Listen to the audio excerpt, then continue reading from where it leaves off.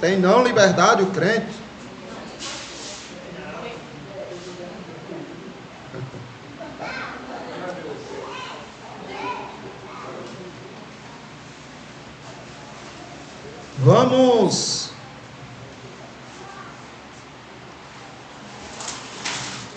Vamos ver o que a Confissão de Fé diz. A Confissão de Westminster diz, no capítulo 20, da liberdade cristã e da liberdade de consciência. A liberdade cristã, Cristo nos libertou das aflições. Nós vimos isso semana passada.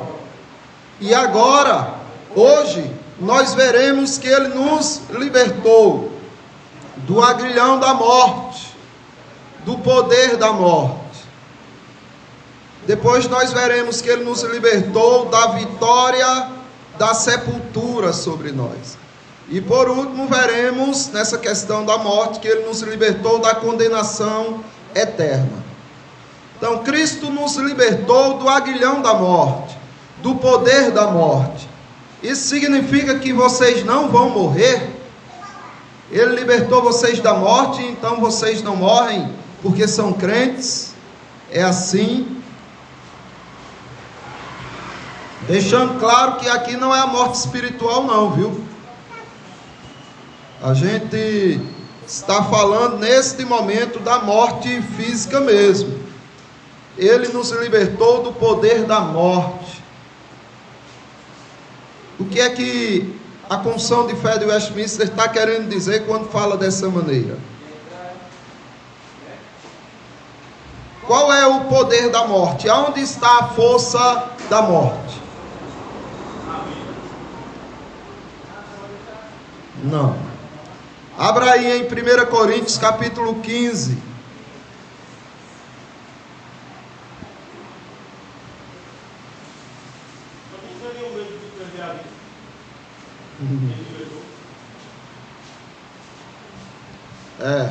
Poderia ser.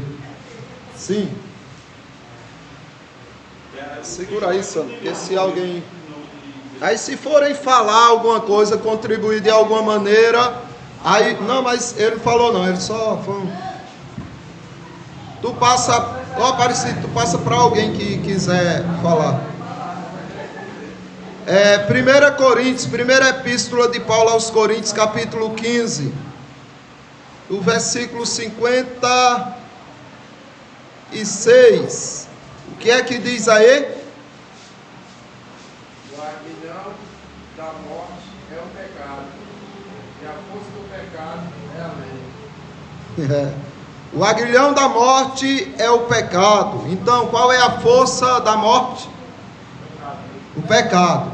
Só existe a morte por quê? Por causa do pecado. E a força do pecado é a lei. Só existe pecado por causa da lei. Só existe o pecado por causa da lei. Eu acho que desliga esse teu aí, rapaz. Desliga esse teu aí. Eu acho que está muito alto ele.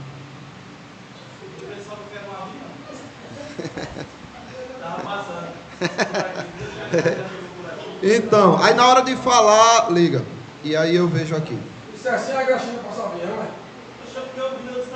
Agora, olha a continuação do texto. O versículo 57. Graças a Deus, que nos dá a vitória por intermédio de nosso Senhor Jesus Cristo.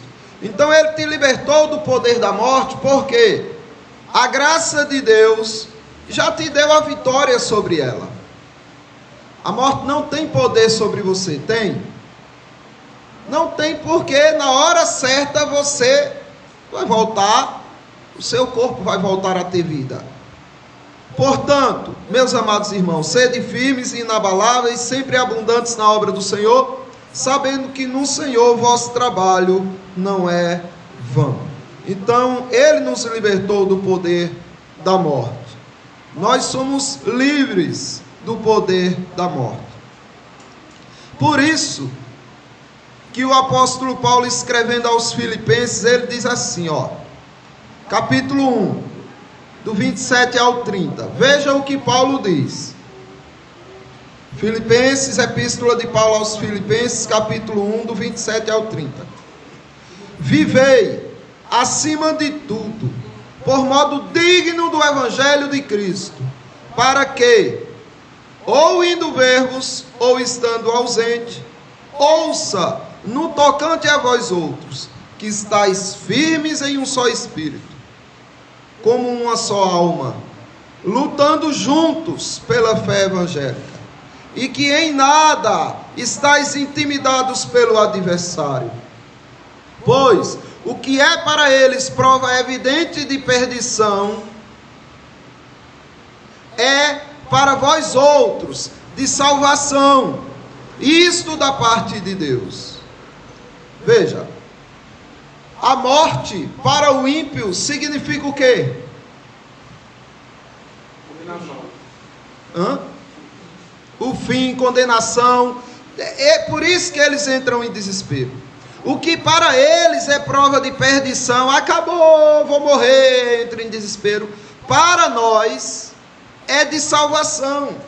É quando você vai ser salvo desse corpo corruptível, é quando você vai ser salvo do sofrimento, da dor, das lágrimas, da tristeza. Então a morte, na verdade, ela não é um adversário no sentido de acabar com você, mas é um adversário até que te une ao Senhor. Porque vos foi concedida a graça de quê? Deus deu graça para você, com qual propósito? Foram 2 propósitos que Paulo fala aqui. Quais são esses 2 propósitos que você recebeu a graça de Deus?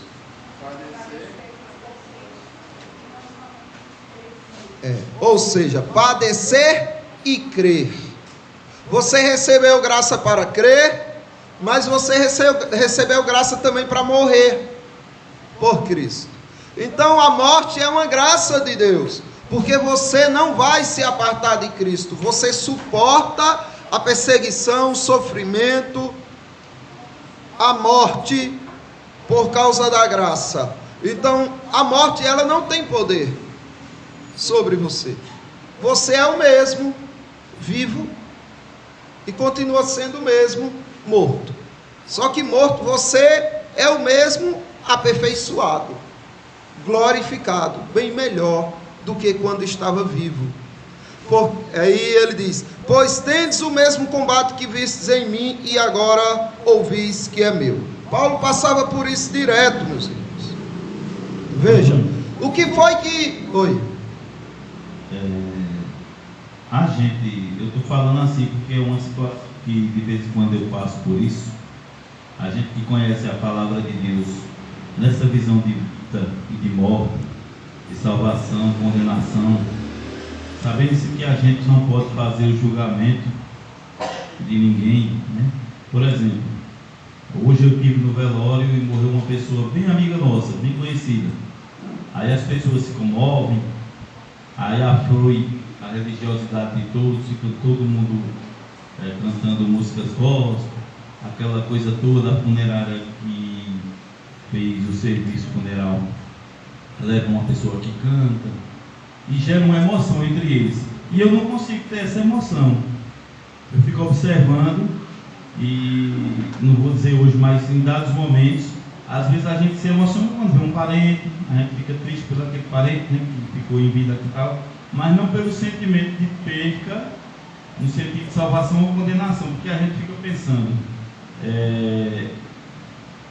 geralmente a gente não julga, mas assim, se essa pessoa ela não tem uma tendência de vida cristã, é complicado, né? Agora é ele Deus. Mas aí as pessoas na mesma hora elas julgam que Deus ele é amor e vai salvar todo mundo na questão da morte. Aí eu fico observando, conhecendo a palavra, a gente fica frio. É nesse sentido, a gente fica com um sentimento assim de, como se a gente dissesse, como assim, né? Fica aquela interrogaçãozinha, e as pessoas lá naquele sofrimento, aí a gente fica até triste pelas pessoas que estão tristes, sem conhecer a verdade e ainda presas. E isso daí, assim, as pessoas choram e sofrem muito, e elas buscam ter uma esperança em cima desses consolos, desses confortos, dessas palavras. Mas e o morto? Não é quando ele percebe que está próximo a morrer? Se ele não tem Cristo, então ele acha que ali está perdido, não tem solução para ele, não tem nada. Já aquele que tem Cristo, ele tem essa segurança e ele se sente vitorioso mesmo diante daquele quadro de morte, certo? Mas veja, Cristo nos libertou do agrilhão da morte. Como foi que Cristo nos libertou? O que Cristo fez para que a gente pudesse ser liberto do poder da morte? Pegou nossos pecados sobre ele. Foi, morreu, né? E depois ressuscitou vencendo a morte, e aí garantiu que nós também ressuscitaríamos, já que ele venceu a morte. Mas observe, ele em sua glória e majestade com o Pai, o que é que ele faz? Ele se sacrifica, ele sacrifica a sua majestade, a sua glória, por amor aos eleitos. Por amor aos eleitos, ele sacrifica toda a sua majestade, para vir aqui, morrer por você, ressuscitar e te salvar. E como devem se comportar os eleitos? O que os eleitos têm que sacrificar? Esse amor pelo mundo. E ser escravo. E fazer semelhante a Cristo, não é? Como Cristo disse, olha, novo mandamento vos dou, que vos ameis uns aos outros, como eu vos amei. Ou seja, vocês sacrificando a majestade e a glória de vocês, o que vocês têm de bom, até a vida de vocês, por amor aos irmãos. Mas, à medida que você percebe o quão gloriosa é essa hora da morte, que é o seu encontro com Cristo nas alturas, quando você percebe o quão gloriosa é essa morte, você passa até a desejá-la. Você passa até a ansiar por ela, porque é o momento do teu encontro real, verdadeiro, legítimo. Você vai ver o Senhor, você vai estar com o Senhor. Assim que você morre, você já está com Ele. Então, isso, para quem compreende ou procura compreender essa situação, a pessoa fica desejando, quando vem logo o Senhor? Vem quando? O Senhor vem, a minha morte chega, quando é que vai ser o meu encontro contigo? Por que está demorando, Senhor? Você anseia por isso. E aí, você tem que sacrificar o desejo pela morte, por amor aos irmãos. Você sacrifica o desejo da morte, que é o teu encontro com Cristo, por amor aos irmãos. Que é o que Paulo fez. Passa para o alemão aí, que o alemão está rindo demais. Ele tem muita coisa a contestar. Passa aqui, Aparecido. Passa aí, ó. Pega aí, vai. Alemão não para de rir, bicho.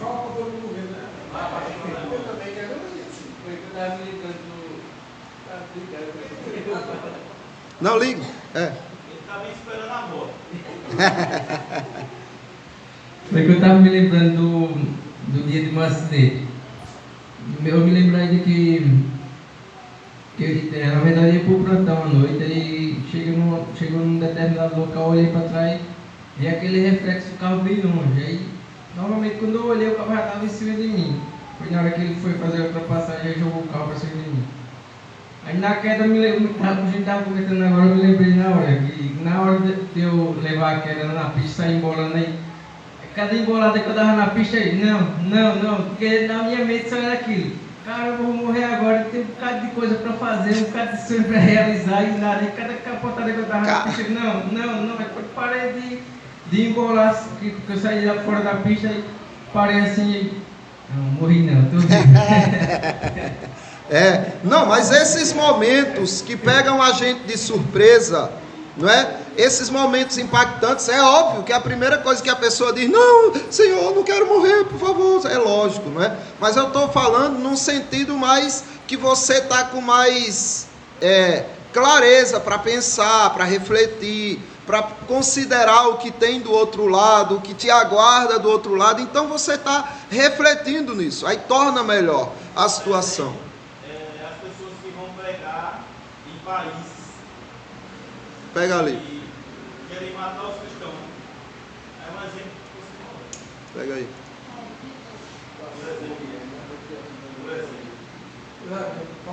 Ele demora um pouquinho para. Por exemplo, empregadores Mas o outro está sem pilha. empregador que vai pregar em outros países, mesmo sabendo que pode morrer. Aí eles vão com amor. Eu quero pregar na China, por exemplo. Vê aí se ele está falando de novo. Tenta aí de novo, professor. Faz aí, alô, o som, faz. Alonso. Vá, fala agora. Alonso. Tem pregador que vai pregar em países onde a perseguição aos cristãos é rígida, super. E eles correm risco de morrer. Mas eles vão em amor a Cristo, satisfeitos. Assim como Paulo saía de uma prisão para outra, no modo de falar. Ele sabia que para onde ele ia era pior do que onde ele esteve, no sentido humano e mal, mas ele ia em amor a Cristo. E para ele morrer era Cristo, não viver era Cristo, nem morrer era a glória.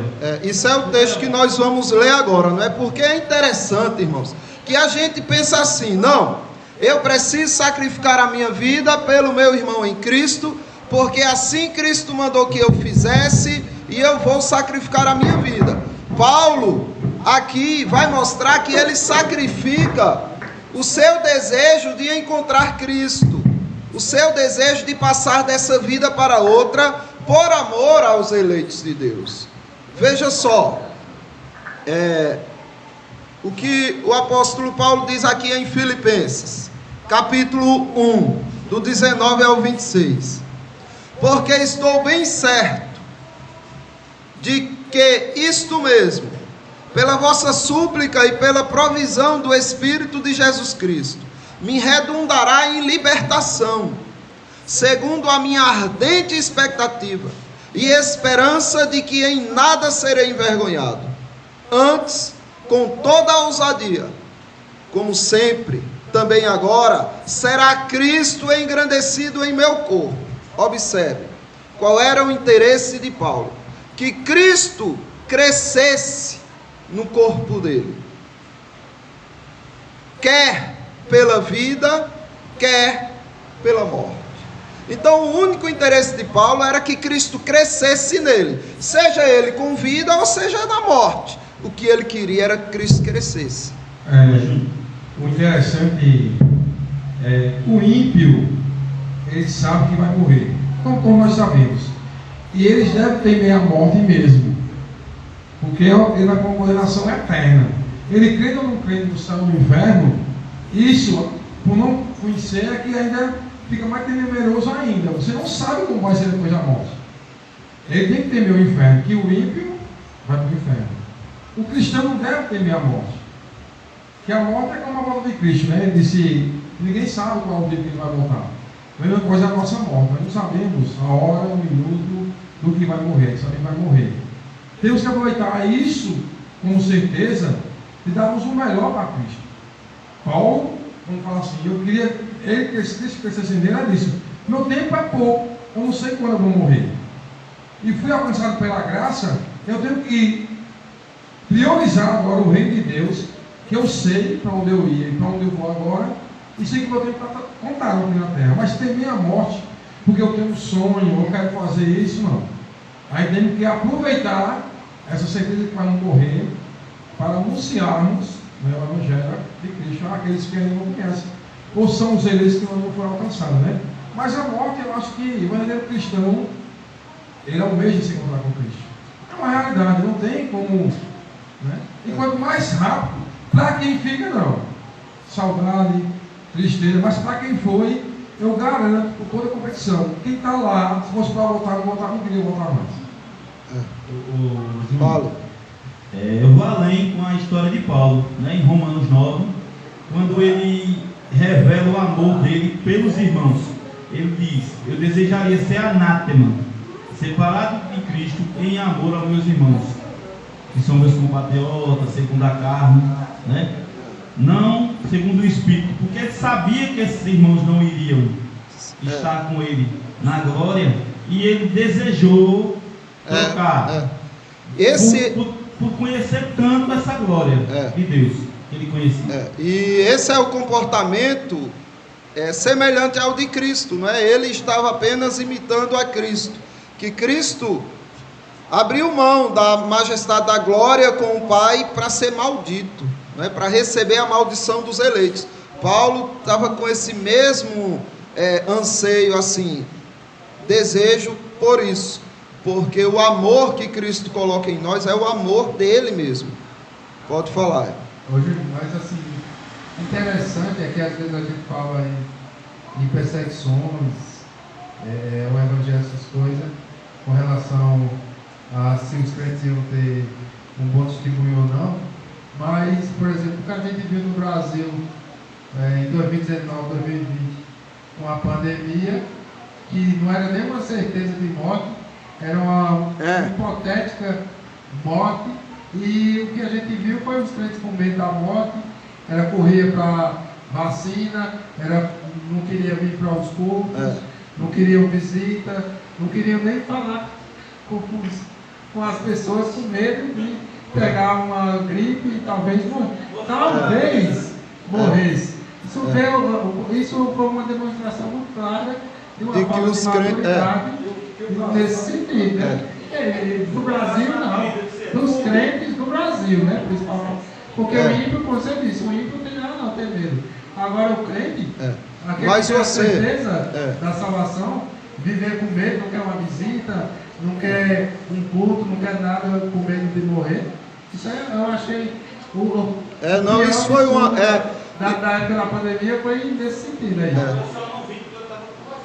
Isso Bem interessante você ver. Quando a antiga igreja, os irmãos desse lançado Nazareno, esses locais, eles diziam o seguinte: é pouco tempo, a morte é tão rápida, que é tão pouco tempo para se encontrar com Cristo, que quem fica vai comentar.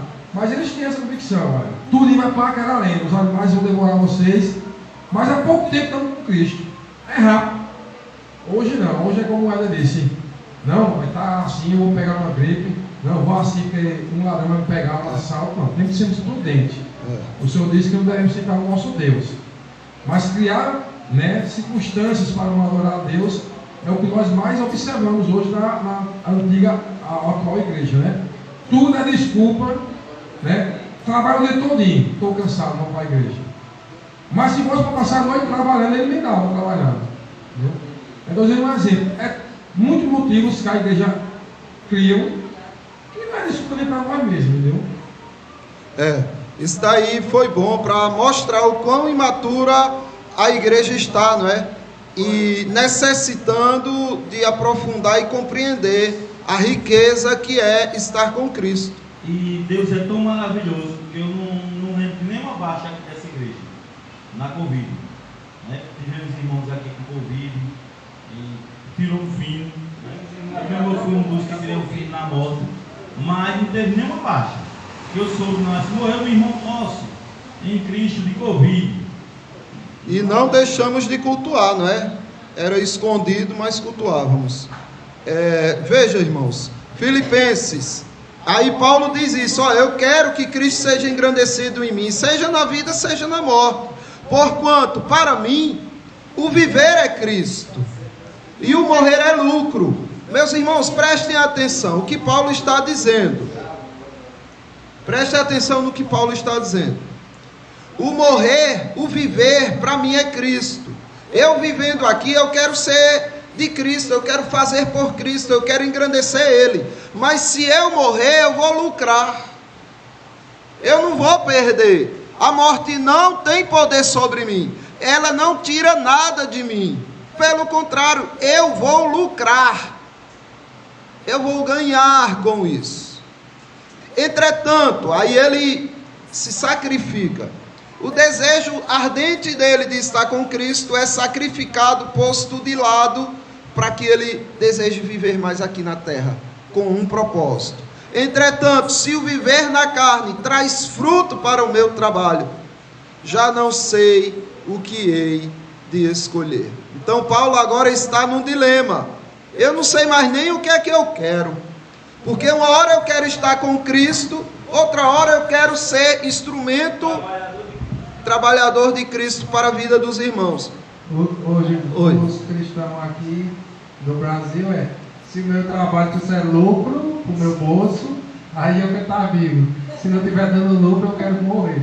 É o contrário. É o contrário. Infelizmente a coisa está invertida. Aí ele diz: entretanto, se o viver na carne traz fruto para o meu trabalho, já não sei o que hei de escolher. Ora, de um lado, que é o de viver por Cristo, e do outro lado, que é morrer e estar com Cristo, eu estou constrangido, tendo o desejo de partir.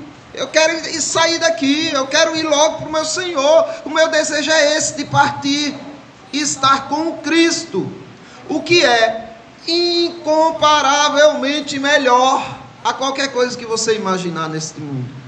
Mas, por vossa causa, é mais necessário permanecer na carne vivo. E, convencido disto, estou certo de que ficarei e permanecerei com todos vós, para o vosso progresso e gozo na fé, a fim de que aumente, quanto a mim, o motivo de vos gloriardes em Cristo Jesus, pela minha presença de novo convosco. Então, o fato de Paulo olhar e dizer: eu posso ser um instrumento de vida para o meu irmão se gloriar em Cristo, eu quero ficar. Eu sacrifico o meu desejo de morrer para ficar com meus irmãos, porque eles vão se gloriar em Cristo através da minha vida, e isso é glorioso.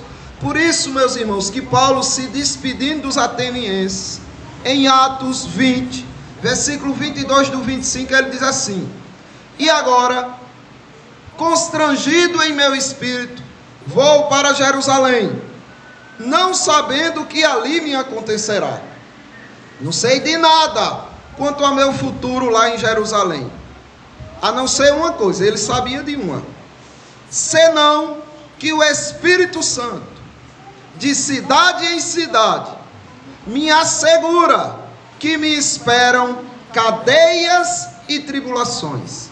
Veja, a única certeza que Paulo tinha era essa: que ele dissesse: não, eu vou fugir daqui, a Agrestina está me perseguindo, está me apedrejando, estão me maltratando, eu vou fugir daqui para São Paulo. Lá ia pegá-lo também.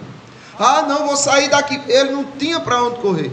Para onde ele ia, o Espírito Santo dizia: olha, aí onde você está tem cadeias e tribulações. Mas e o que Paulo tinha a dizer a respeito disso? Veja: porém, em nada considero a vida preciosa para mim mesmo, contanto que eu complete a minha carreira e o ministério que recebi do Senhor Jesus, para testemunhar o evangelho da graça de Deus. Então, para Paulo, a única coisa que importava era isso, certo? E aí, meus irmãos, não se iludam. Vocês que seguem a Cristo, na verdade, vocês morrem todos os dias. Todos os dias vocês estão sendo mortos, crucificados para este mundo.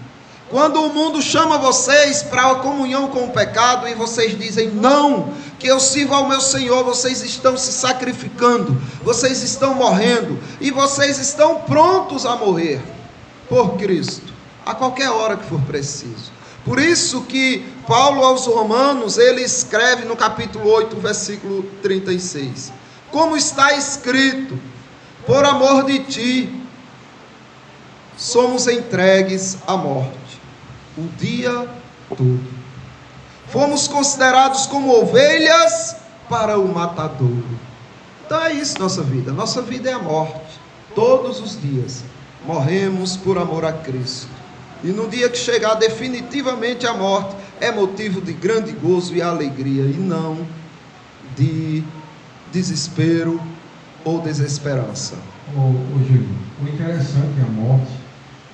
Ela é tenebrosa para a humanidade, porque não fomos criados para a morte. A morte veio por causa do pecado. Por isso que a humanidade teme a morte. Mas a morte, independente de religião, todos eles, seres humanos, nas situações difíceis, almejam a morte. Tem pessoas que estão em situações tão difíceis mesmo, terminais, que ele tem a sua visão que a morte é um descanso, porque ele não conhece a vida após a morte. Mas as situações que a gente diz inferno, há pessoas que estão passando situações que é o inferno. A primeira coisa que ele almeja é a morte. Por isso que a maioria das pessoas que são depressivas se suicidam, porque ele vê a morte como uma paz, um ímpio sem Cristo. Para o cristão, a morte é uma paz eterna. Agora nós almejamos outras coisas terrenas, né? Pessoas possuem muitos bens, sabe que não leva, sabe que não é dele, mas mesmo assim fica pensando, tanto tempo que eu trabalhei, tanto que eu construí, se eu for embora, vamos acabar com isso. E tem cristão que é assim. Tem pessoas que, familiares de pessoas cristãs, que quando chegam a conversar com a gente, dizem literalmente que eles são, ou frequentam a igreja, mas o Deus deles são o dinheiro. Há muito cristão que o Deus dele é o dinheiro. Ele vem para a igreja, ouve a palavra, aprende a palavra, mas o testemunho dele, todo mundo diz, ó, o Deus dele é bom, é o dinheiro mesmo.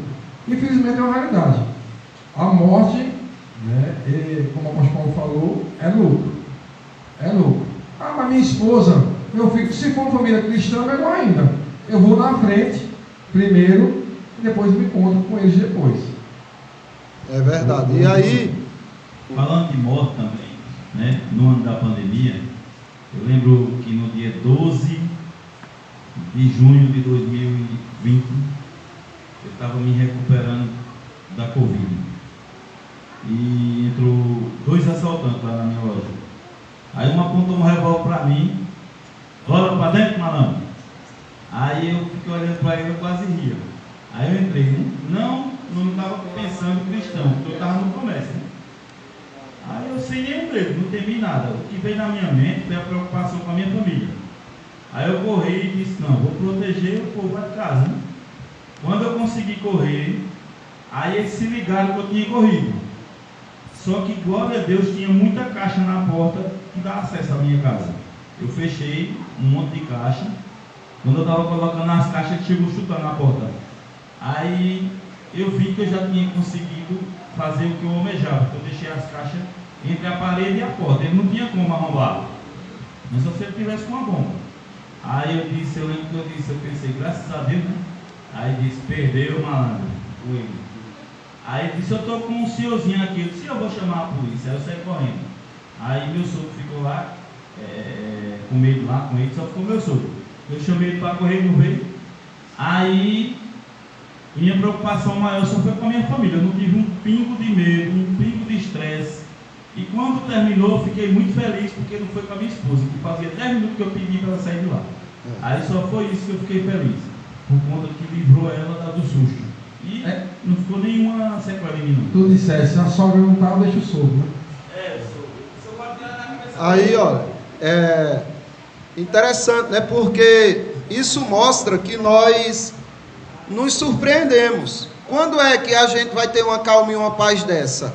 É só quando Deus dá, né? Deus concede e você até fica se desconhecendo. Eu não sou essa calma toda. Mas isso vai acontecer sempre que você estiver diante de um desafio grandioso. O Espírito Santo há de consolar e fortalecer. Então, meus irmãos, temos que ter essa noção, não é, de que, olha, a morte ela não tem poder sobre nós. Nós somos libertos. Na verdade, ela é a transição de nossa vida aqui para a nossa vida com Cristo. Então, não tem para que temer nada neste mundo, não é? A liberdade que Cristo nos deu, ela é gloriosa, não é? Ela é majestosa. E aí, lembrando do que Sandro falou, não é, de que as pessoas, quando estão na pior, se desesperam tanto que desejam a morte, é diferente do cristão. O cristão que tem essa maturidade, não é lógico. O cristão está com a casa na praia e tudo, desfrutando daquele lugar gostoso, sem dívida, sem preocupação, e está olhando, eita Senhor, se eu viesse agora, ou senão se o Senhor me levasse agora, como seria bondoso. O desejo é, tanto quando está bem, como está mal. É sempre esse desejo de estar com Cristo. O que o refreia é o que refreava Paulo, de dizer, mas, e se Cristo tem ainda alguma missão para mim aqui? Não é? Eu tenho que estar aqui por amor ao meu Senhor, que quer que eu cumpra algumas missões aqui neste mundo, não é? Alguma dúvida, pergunta, questionamento? Fala aí. Hoje, não só é importante destacar esse trecho aí que você falou, né? Que não só quando a pessoa está bem, está pensando, quando é que Cristo vem e tal, mas em ele pensar isso, né? Se eu estou ainda aqui, é porque eu preciso fazer alguma obra para o reino. Eu sempre lembro, quando falo desse texto, da história de Henry Martin, né? Que ele deixou uma noiva, deixou a vida que ele tinha, uma vida bem tranquila e tudo, abastado de qualquer coisa, não faltava nada, e ele deixa a Inglaterra e vai para a Índia ser missionário lá, isso por volta de 1800, onde ele traduz a Bíblia para algumas línguas de lá, passa o Evangelho e morre novo, com 30 e poucos anos. Ele pega, não sei se é malária ou alguma coisa lá, e morre muito jovem, mas deixou o conforto para se dedicar ao Evangelho. Deixou um testemunho e um legado extraordinário, né? Para os eleitos. E é isso, meus irmãos, o que vocês fazem aqui por Cristo ecoa na eternidade. O que vocês vivem aqui por Cristo vai ficar marcado por gerações. Pessoas vão contar as histórias, pessoas vão se inspirar na sua vida com Cristo, e isso daí é glorioso, não é? É o que fez Paulo dizer, eu quero, Senhor, continuar, não me leva agora não, porque os teus eleitos, eles vão ser glorificados em ti, através do meu trabalho. Então me use e me deixe viver o quanto mais possível aqui, por causa disso, por amor aos eleitos, tá? Sacrificar até o seu desejo pela glória, de forma temporal, é lógico, né? Porque o desejo de ir para lá, ninguém abre mão. Deus abençoe aos irmãos e podem se cumprimentar.